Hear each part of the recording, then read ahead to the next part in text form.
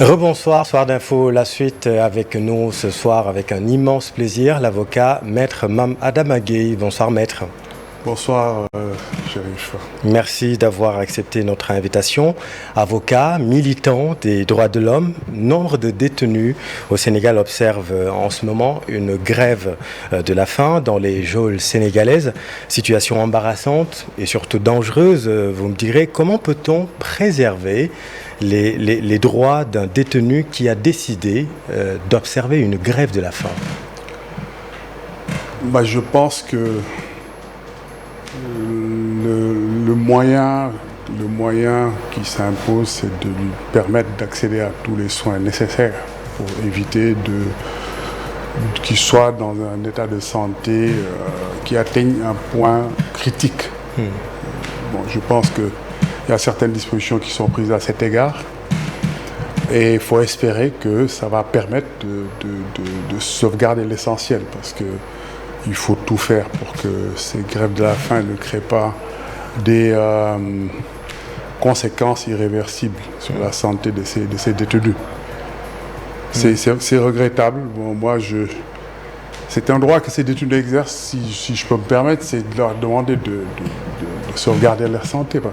C'est-à-dire de l'arrêter? Oui, parce que je comprends. C'est un droit qu'ils exercent. C'est quelque chose qui est vieux comme le monde. Mais je pense que quand on mène un combat, on a besoin de sa santé. Et puis, même quand dans ces situations difficiles, on ne s'appartient pas totalement. Je ne parle même pas des militants et autres, mais on appartient à sa famille. Il faut y penser. Je pense qu'il faut y penser pour ne pas... Parce que s'il y a un danger, même d'un point de vue psychologique, parce que quand on s'engage dans cette voie, comme disait Wolof, on est à un moment de gagner, ça peut être compliqué. Oui. Donc je pense qu'il faut, tout en les comprenant, essayer de les convaincre que ce n'est pas nécessairement la meilleure solution par rapport à leurs ambitions. Parce que quand on veut mener un combat, on a besoin de toutes ces forces. Tout à fait. Il n'y a pas un instrument juridique pour les contraindre d'arrêter, bien évidemment, mais ce qui est gênant, j'ai envie de dire, c'est que ça crée un malaise au sein même de l'institution judiciaire. Parce que c'est compliqué, parce qu'il y a une dimension humaine qui fait qu'il est difficile de concevoir qu'on voit quelqu'un faire la grève, subir les conséquences, peut-être même risquer sa vie, ne pas le libérer. Mais de l'autre côté aussi, c'est un peu un engrenage. Absolument. Parce que on peut comprendre l'institution judiciaire et l'administration pénitentiaire aussi, c'est de dire, si la réponse aux grèves de la faim, c'est libérer tout le monde, c'est des précédents qui peuvent poser des problèmes. Absolument. Sur les questions de détention. C'est très compliqué. C'est complexe. Franchement, je n'ai pas de la solution. C'est très compliqué. C'est très complexe à gérer. La dimension humaine est une dimension qui est très importante. L'autre dimension n'est pas négligeable, parce que, la prison, c'est pas toujours justifié, mais c'est un mal nécessaire dans une société. J'ai vraiment pas la réponse, mais c'est très très compliqué. C'est très compliqué à gérer pour les détenus et même pour leurs familles. Pour l'État, pour l'administration pénitentiaire, pour la justice, c'est très compliqué. C'est très compliqué. Rappelons que ce n'est pas seulement à Dakar, que ce soit à Diourbel, à Kaolack. Disons, il y a un millier de détenus affiliés, on va dire, à Ousmane Sonko qui observent donc cette grève. Le plus célèbre parmi ces détenus s'appelle Ousmane Sonko. Manifestement, c'est en désespoir de cause qu'il a décidé d'adopter cette forme de résistance après avoir crié à l'injustice. Il a été admis en réanimation, on l'a appelé la nuit dernière. Franchement, Maître Mame Adama Gueye, comment peut-on éviter le pire? J'avoue mon impuissance à répondre à cette question, très honnêtement.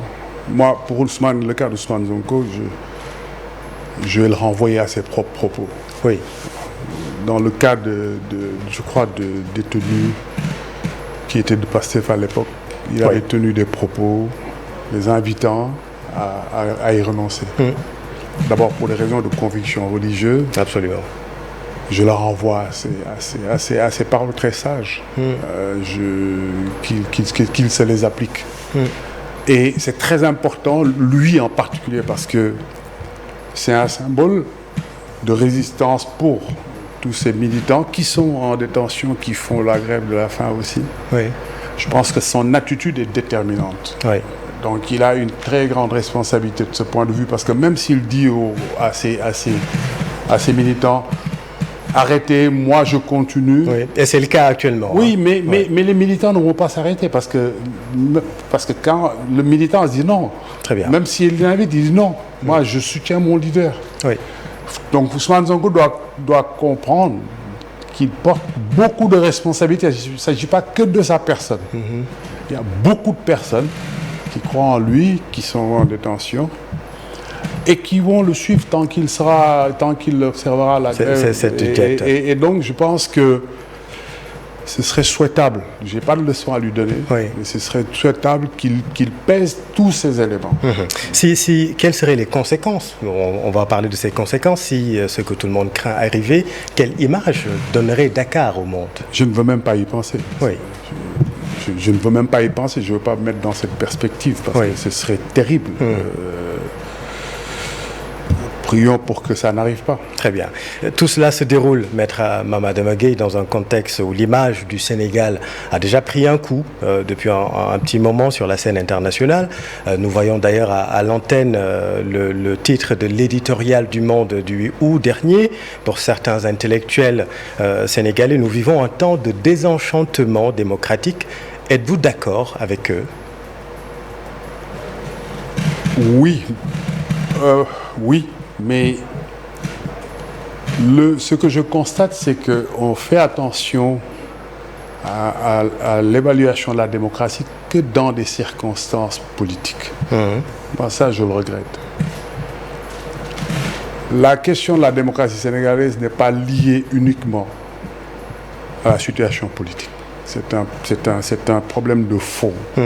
Même si aujourd'hui, il faut constater que il y a des phénomènes excessifs et que la situation des droits humains au Sénégal en l'état actuel, on reviendra sur la démocratie si vous voulez, mais sur la situation des droits humains au Sénégal est déplorable, n'est pas satisfaisante du tout. Oui. À quel titre, par exemple? À quel titre? C'est que, exceptionnellement, en 2 ans, on a perdu près de 30 vies. Absolument. Il n'y a pas un droit supérieur à la vie. Donc, on peut parler de droits humains, on peut dire ce qu'on veut, mais il n'y a pas un droit supérieur à la vie. On en a perdu 30. À ce jour, on n'a aucune information sérieuse, pertinente venant des autorités sur les raisons qui ont fait qu'on a perdu ces vies.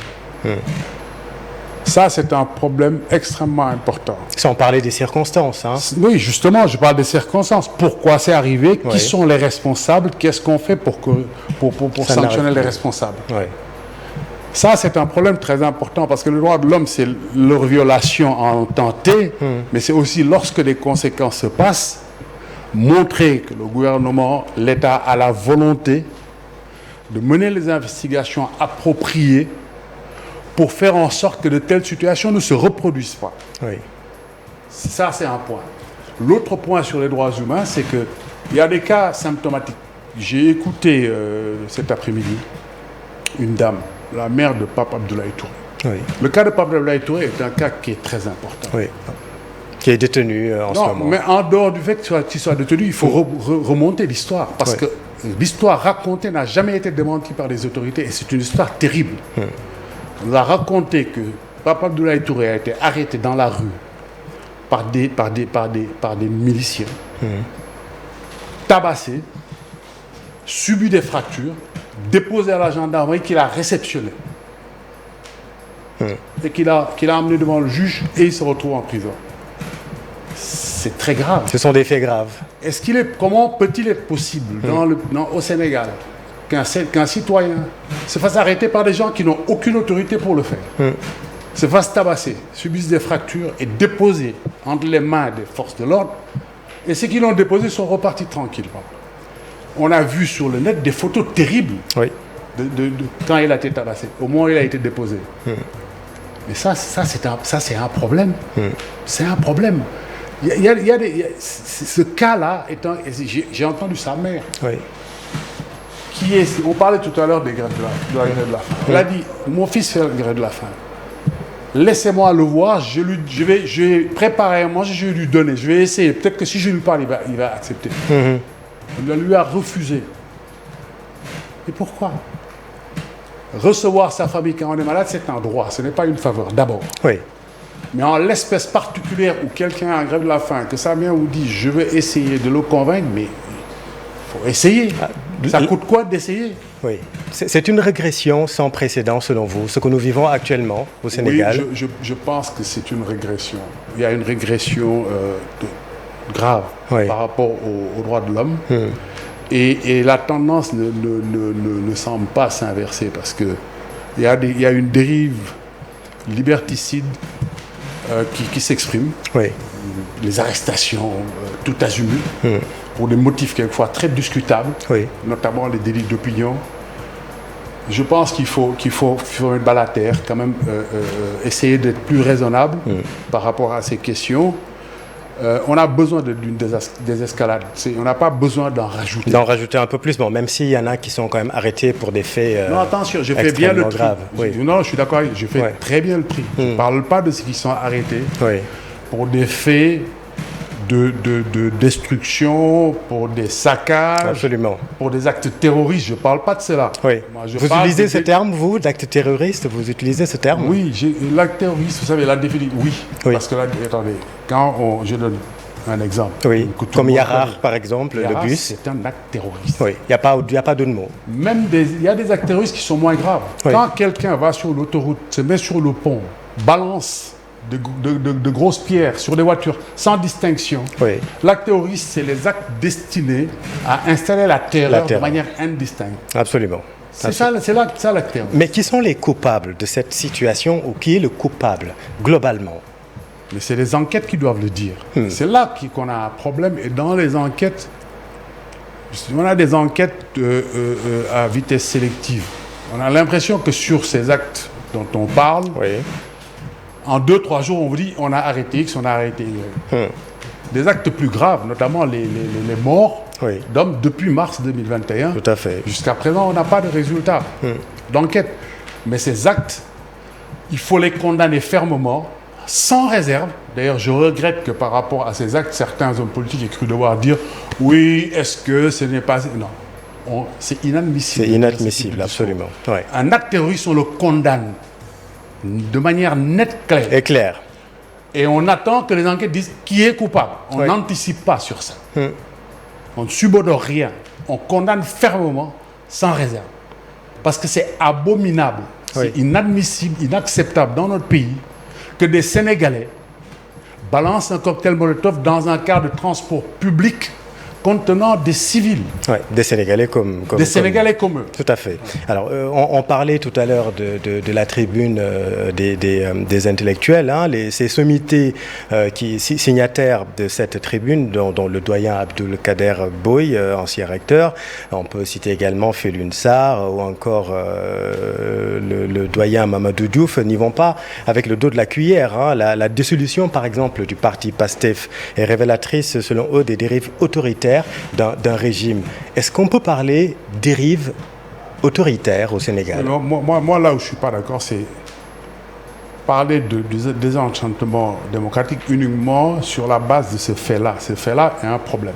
Comme je l'ai dit, la question de la démocratie sénégalaise, il faut la questionner. Quand on a créé le Forum civil en 1993, c'est sur le questionnement de la démocratie que vous avez dirigé. La question qui se pose, c'est que j'ai l'impression qu'on traite la question de la démocratie uniquement en fonction de considérations politiques. Mais la démocratie, pour vous, c'est plus que ça. Mais c'est beaucoup plus que ça. La démocratie, elle est multidimensionnelle. On ne doit pas attendre qu'il y ait des problèmes politiques pour poser les questions de violation de la démocratie. La démocratie, on se leurre. Je l'ai déjà dit, Alioune Tine peut en témoigner. À l'installation de son... Afrikadium Center. Afrikadium. Je disais que... Et les gens me disaient que tu exagères. Nous n'avons pas de démocratie au Sénégal. Nous n'avons pas d'état de droit. Nous n'avons pas de république. Mais vous y allez plus fort que les intellectuels à partir de ce moment. Oui, je vais, mais sur d'autres bases. Parce que j'estime que la démocratie telle qu'elle existe au Sénégal, elle est incomplète. on réduit la démocratie à sa dimension uniquement politique.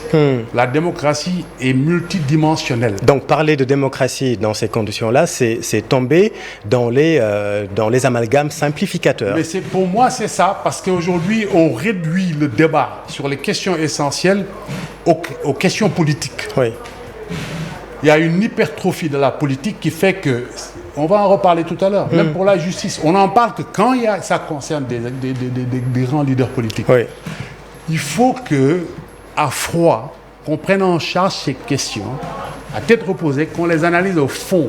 Nous, au niveau du Forum civil, on avait théorisé la démocratie multidimensionnelle en disant que, prenez l'exemple, sur le plan économique, Oui. qu'est-ce qui se passe dans nos pays depuis Senghor, le clientélisme politique, Abdou Diouf, Abdoulaye Wade, Macky Sall. Mais l'accès aux opportunités économiques, elle est réservée aux gens qui sont proches du pouvoir. Ce n'est pas sur la base de vos compétences économiques, sur vos capacités économiques, sur vos capacités d'investissement qu'on vous donne les opportunités. Il y a des opportunités extrêmement importantes ici dans le domaine des BTP qu'on a donné à des gens simplement à cause de leur proximité par rapport à la famille du président. À la mouvance présidentielle. C'est ça les questions de fond, sur l'économie. Sur le social. Oui. C'est la même chose aujourd'hui. Il y a une question rituelle. Je passe rapidement sur ça. Comme ça. Chaque Sénégalais, quand un Sénégalais va dans une administration, quelle est la question rituelle? Il cherche dans sa famille quelqu'un qui m'a dit qu'il a un bras long, il est pour qu'on lui donne un coup de main. Alors que si on avait une démocratie qui fonctionne normalement sur tous les plans, mais on le vit au quotidien. C'est ça la démocratie. Oui.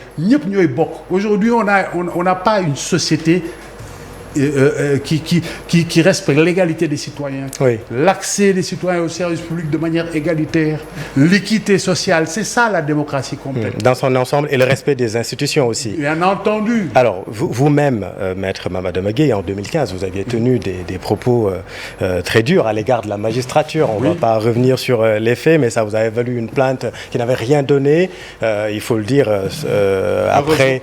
À cause de la mobilisation des avocats. Voilà, sous la houlette, tout était prêt pour sous la férule de maître Ahmed Ba, qui était bâtonnier à l'époque. Ne pensez-vous pas quand même que la décrédibilisation de l'institution judiciaire vient du fait, comme vous l'avez dit tout à l'heure, de l'instrumentalisation que politiques et praticiens du droit en font en fonction de leur intérêt politique? C'est-à-dire qu'il faut nuancer le terme. Parce que quand on dit instrumentalisation de la justice c'est une institution. Oui. On ne peut pas instrumentaliser une institution globalement. Mais son fonctionnement est un peu instrumentalisé. Oui, mais ça concerne des individus. Aujourd'hui, la justice a des problèmes de crédibilité, d'intégrité et un problème de confiance, de rupture de confiance avec les citoyens. C'est ça la réalité. Pourquoi? Parce que l'indépendance, elle est institutionnelle, mais elle est pratiquée par des individus. Il y a des individus dans la justice qui ont choisi de ne pas être indépendants. Il y a des pommes de terre pourries dans la justice. Mais bien entendu, qu'est-ce qui se passe? Aujourd'hui, même par rapport aux nominations, moi je vous le dis franchement, il y a des nominations récentes qui préfiguraient de ce qui se passe dans la justice dans certaines dimensions. Comme lesquelles, je ne donne pas de nom, mais on se connaît très bien dans la justice. Pour qu'on comprenne. Non, il y a des nominations à des positions très importantes, très surprenantes, qui préfiguraient de la politique au niveau de la justice actuellement. Comme par exemple le procureur de la République. On se connaît. On se connaît très bien. Chacun sait qui est qui dans la justice. Mais on a envie de comprendre. Moi, j'ai 40 ans dans la justice. Je ne nommerai pas personne. Je ne veux pas nommer des gens. D'accord. Mais je dis que ce qui se passe, c'est qu'il y a des individus qui sachant que de manière normale, ils ne peuvent pas accéder à des postes, ils anticipent sur les desiderata de l'État ou se soumettent aux desiderata de l'État pour accéder à certaines responsabilités. Il y en a que l'État, de manière proactive, promeut de manière anormale, et puis leur fait faire ce qu'il veut. Est-ce que vous vous rendez compte que vous tenez là le même discours que Ousmane Sonko, d'une certaine manière? Moi, je suis très précis dessus. Je ne parle pas de manière générale parce que j'estime que l'institution judiciaire est très malade. On doit soigner l'institution. Je ne cherche pas à tuer l'institution. Moi, je me bats pour une institution judiciaire crédible et performante depuis plus de 30 ans. Tout à fait. Vous parliez de 2015, c'est depuis Jacques Bodin que ce combat, moi, je l'ai engagé. Vous voyez, 2015, en 2008, j'ai tenu en tant que bâtonnier devant le président Abdoulaye Wade des propos très clairs sur la situation de la justice. Absolument. Et aujourd'hui, il faut qu'on règle ce problème parce que la justice est au cœur de notre société. Alors, la justice est sur une corde raide depuis mars 2021. On a assisté à plusieurs faits plus ou moins habituels. Vous rappelez tout à l'heure ces nominations un peu bizarres, des juges qui se désistent, des chamboulements, changement de procureur de la République. Diriez-vous que la justice a été trop bruyante là où on l'attendait pour qu'elle calme le jeu au Sénégal? Je ne suis pas sûr de comprendre ce que vous voulez dire. Oui. Est-ce qu'en fait la justice a été un peu au devant de la scène ces dernières années? Mais la justice est nécessairement au devant de la scène. C'est pour ça que je vous disais tout à l'heure que la justice est au cœur de notre société. Oui. La justice a une triple fonction de régulation. Politique, économique et sociale. On ne parle que de politique. On en parle souvent parce que quand vous dites que ça fait trop entendre, c'est souvent au moment où il y a des soubresauts politiques. Il y a une judiciarisation justement de l'espace politique. C'est pour ça qu'elle est un peu trop bruyante. Tout à fait, tout à fait. Mais la justice fonctionne de manière régulière tout le temps. On ne s'y intéresse, et aussi avec la complicité de la presse, que lorsque ça concerne des hommes politiques ou des circonstances politiques particulières. Oui. Mais il faudrait s'y intéresser de manière plus froide, plus attentive, parce que c'est impératif. Il faut qu'on règle impérativement cette question de la justice. Il faut des états généraux de la justice impliquant... Que vous appelez de vos voeux depuis longtemps. Depuis toujours, c'est incontournable. Même sous Aminata Touré, il y avait également un comité. J'ai fait une démarche en direction d'Aminata Touré, mais ça n'a pas marché. Mais c'est incontournable. Nous devons le faire avec toutes les parties prenantes et comprendre que la justice, ce n'est pas seulement une affaire entre l'État et les magistrats. La justice, c'est une affaire entre toutes les parties prenantes.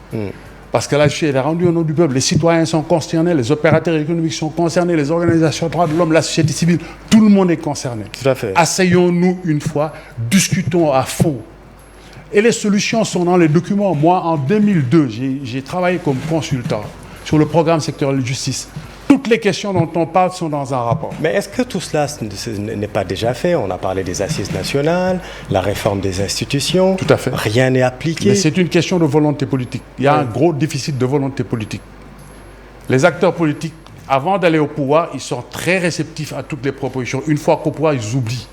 Les assises nationales ont été, je ne veux pas utiliser un mot fort, j'allais dire trahi, mais bon, je retire. On comprendra que c'est une litote. Les assises nationales, ce qui l'ont porté dans sa gestation, dans sa mise en œuvre, dans son élaboration, l'ont utilisé pour ressusciter politiquement. Parce que rappelez-vous, à l'époque, toutes les principales composantes des assises nationales n'étaient pas les élections législatives, n'avaient pas de représentation à l'Assemblée nationale, elles n'existaient plus politiquement. Donc on a utilisé les assises, utilisé la société civile pour ressusciter et puis reprendre leur agenda politique. Alors, Maître Mamad Gueye, moi quand je vous entends parler comme ça, je me dis pourquoi dans cette présidentielle en perspective qui est ouverte et incertaine, pourquoi vous ne vous lancez pas? Parce que j'ai décidé d'abandonner la politique définitivement. Définitivement? Oui. On ne dit jamais définitivement? Non, moi je dis définitivement. J'ai abandonné la politique définitivement, mais je reste un acteur citoyen, actif et vigilant. Pourquoi? Parce que dans le contexte sénégalais, la politique, ce n'est pas fait pour moi. Je me connais, chacun se connaît. La politique au Sénégal a des exigences auxquelles je ne veux pas me soumettre. Très bien. Dans ce contexte de tension politico-judiciaire, croyez-vous que la tenue adéquate de la présidentielle aura lieu? Je ne vois pas de raison pour que ça n'est pas lieu. Parce que quand il faut qu'on fasse la part du jeu. Les élections, c'est l'affaire des citoyens. Ce n'est pas l'affaire des partis politiques. Et des personnes? Ou des candidats. C'est l'affaire de tous les citoyens. Aujourd'hui, Ousmane Sonko, par exemple, sa participation, tout le monde en parle. Est-ce qu'on peut y aller? On a réhabilité Khalifa Sall et Karim Wade. Pourquoi pas ça, c'est du business politique. Moi, je ne m'intéresse pas à ces arrangements politiques. Ça, c'est des histoires d'arrangements politiques, de combination. Moi, ça ne m'intéresse pas. Moi, je dis simplement que l'élection, c'est l'affaire de 17 millions de Sénégalais. Parce qu'il ne faut pas qu'on parle seulement de ceux qui sont électeurs. Les élections concernent même ceux qui ne sont pas électeurs, même s'ils n'ont pas l'âge de voter. Tout à fait. Donc, il faut qu'on respecte ça. C'est l'affaire des citoyens d'abord. Les partis politiques, vous prenez le total des gens concernés par la vie politique, ils ne sont pas plus d'1 million, quelque chose en plus. Ouais, le fichier, c'est un peu plus de 7 millions d'électeurs. Oui, le fichier, oui, mais qui a voté aux dernières élections? Je crois que c'était 2 millions. Un peu 3 millions. Ouais. 3 millions. Ouais. Mais 3 millions, ce n'est pas tous des militants. Tout à fait. Donc les militants politiques de ce pays sont ultra minoritaires. Donc on ne peut pas décider de sort de ce qui se passe dans le pays en fonction de l'intérêt d'un groupe minoritaire. Ils ont des droits à respecter, qui respectent les droits de l'écrasante majorité des citoyens. Donc on doit respecter le calendrier électoral. Parce que le vote, qu'il arrive. Parce que l'élection, c'est l'affaire d'abord des électeurs et des citoyens. Donc on doit respecter ça. On doit tenir la présidentielle le 25 février 2024. Absolument, Alors, absolument. Maître Mame Adama Gueye, merci beaucoup. On va parler quand même de l'actualité sous-régionale avec le Niger, ce qui se passe que vous Oui, suivez. mais il y a un point il y a une actualité judiciaire importante. On vient de rejeter la demande de liberté provisoire de Diomaye. Bassirou Diomaye Faye, de Pastef. Diomaye Faye et de Baba Touré. Et de Touré dont vous parlez tout à l'heure. Oui. Vous savez pourquoi je veux l'évoquer? Oui. Parce que récemment, un étranger ici a été libéré à une liberté provisoire parce qu'on estimait qu'il pouvait se représenter, il donnait des garanties de représentation. Vous parlez de Maître Juan Branco. Oui. Bassirou Diomaye Faye, mais il est sénégalais, résident au Sénégal, sénégalais, qui a une fonction de cadre supérieur dans l'administration, qui a une famille, à qui on a refusé la liberté provisoire en première instance, confirmée par la Cour d'appel. C'est extraordinaire qu'un État réserve un traitement plus favorable aux étrangers qu'à ses propres résidents. Ça, c'est choquant. Et le ministre de la Justice, quand il a fait quand il a parlé, qu'est-ce qu'il a dit? Il a parlé d'une doctrine. La doctrine, le principe, c'est la liberté, la détention, c'est l'exception. C'est l'exception. Qu'on arrête d'essayer de tromper l'opinion. C'est la doctrine inverse qu'on applique en réalité aux Sénégalais. L'utilisation du mandat de dépôt systématique, le refus de liberté provisoire. La doctrine, il a avancé pour le justifier. Mais même le procureur de la République, il n'a pas appliqué sa doctrine. Il a fait appel contre des décisions de mise en liberté provisoire de Cheikh Bara Ndiaye, qui présente aussi des garanties de représentation.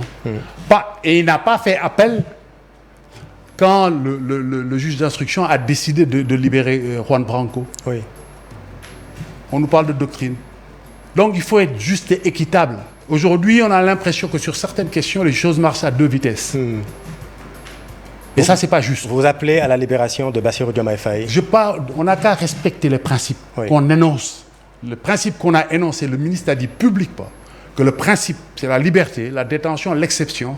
Et quand on a des garanties de représentation, on doit pouvoir bénéficier de la liberté. On l'a appliqué à un étranger. Ce qu'on applique à un étranger, le minimum, c'est de l'appliquer à ses citoyens. Celui que vous appelez étranger, rappelons-le, c'est Maître Juan Branco. Et on vous a entendu, vous étiez sidéré. Le principe, le principe élémentaire partout, c'est la préférence nationale. Oui.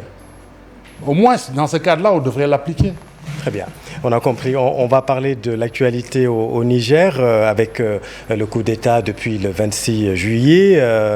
Êtes-vous pour ou contre une intervention militaire de la CEDEAO? Avant ça, je dirais que je suis contre les putsch. Oui.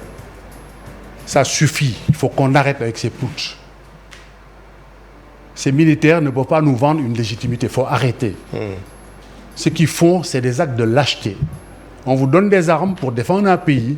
On vous donne des armes pour défendre des citoyens, vous les retournez pour prendre le pouvoir. C'est inadmissible. Et aujourd'hui, il y a même un syndicat de putschistes. Il faut que ça s'arrête. Moi, je ne peux pas me prononcer pour ou contre, parce que personne n'aime la guerre. Oui. Mais il faut que ça s'arrête. Oui. Il faut qu'on trouve un moyen pour que ces putschs s'arrêtent. C'est inadmissible. Et puis, ils instrumentalisent des populations sur un sentiment anti-français. Oui. Faut que la France parte, faut que la Russie arrive. C'est inadmissible. Ils gèrent que leurs intérêts. Et ils se permettent même de dire qu'ils vont présenter les présidents élus devant les juridictions pour haute trahison. C'est eux qui devraient être devant les juridictions pour haute trahison. Oui, la junte nigérienne accuse le président Bazoum de haute trahison. Oui, mais qui a trahi? On vous donne des armes. Mais c'est même lâche. On vous donne des armes pour défendre un pays. Vous l'utilisez pour prendre le pouvoir. Oui. Et que dites-vous de l'autre son de cloche qu'on entend aussi, ces coups d'État constitutionnels de certains chefs d'État? qui pousserait ces militaires à, Quel coup de...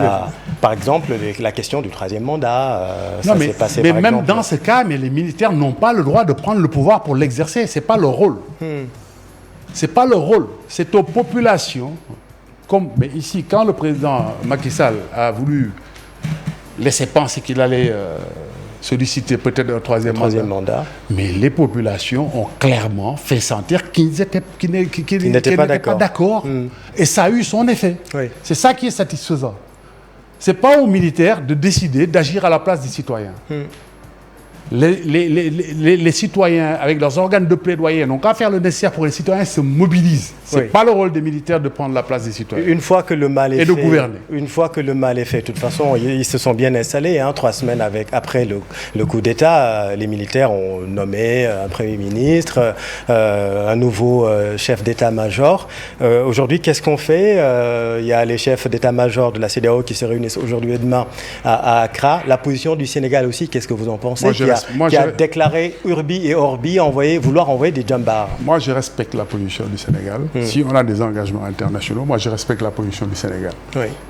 Donc mais pour vous, c'est les putschs qu'il faut arrêter. C'est ça. Il faut que l'opinion publique africaine s'oppose clairement au putsch. Oui. Je ne comprends pas qu'une certaine opinion publique soit favorable au putsch. C'est la nouvelle génération. C'est inconcevable. Cette confrontation entre générations. Mais ça ne peut pas. Mais c'est qu'ils n'ont rien compris parce que la question qui se pose, on ne peut pas être pour la démocratie, être pour les putschs.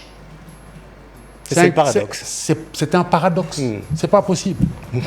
Maître Adama Gueye, merci beaucoup. Je vous remercie. C'est moi qui vous remercie. C'était un immense plaisir de vous recevoir ce soir sur TFM, Soir d'Info, la suite. Merci à vous, chers téléspectateurs. Restez en compagnie d'un programme qui continue. Excellente soirée.